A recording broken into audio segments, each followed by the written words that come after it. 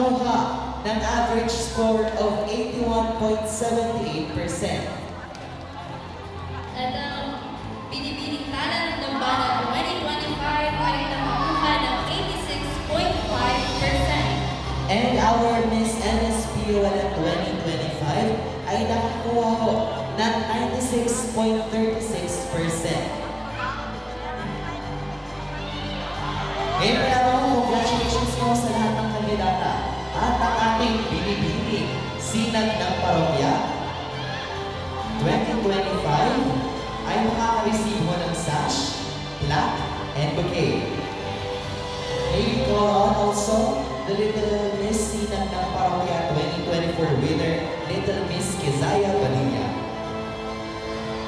Also, the judge, Miss Joy Enano, to give the sash.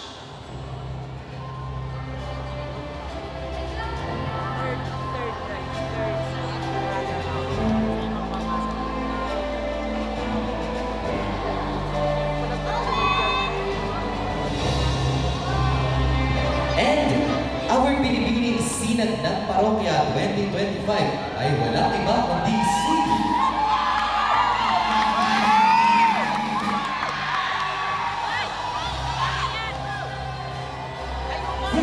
number 6.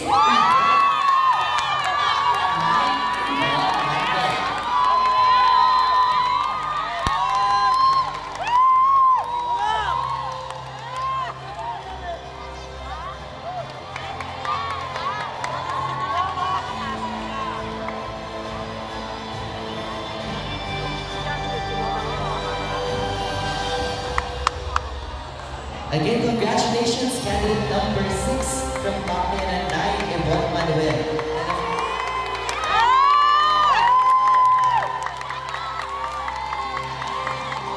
Damang-dama ang suporta ng kanilang Pamela at ng kanyang mga pamilya, Ruben.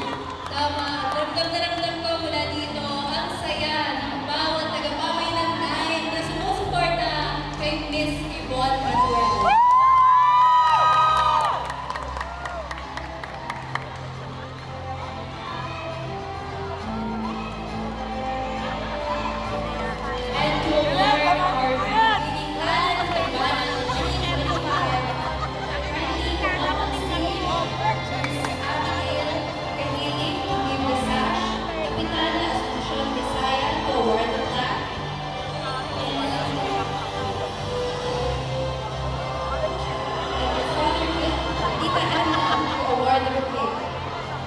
Please welcome once again the Little Miss Talent Dambana 2024, Little Miss Rian Jasmine Lugato, to pass on her crown to her successor, Binibining Talent Dambana 2025. At ang nagwagi ng first runner-up, Binibining Talent Dambana 2025 ay si...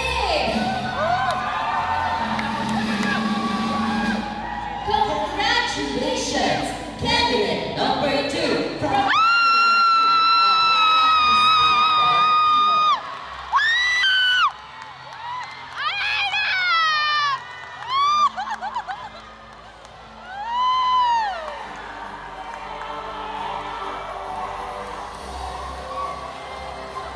Again, congratulations, candidate number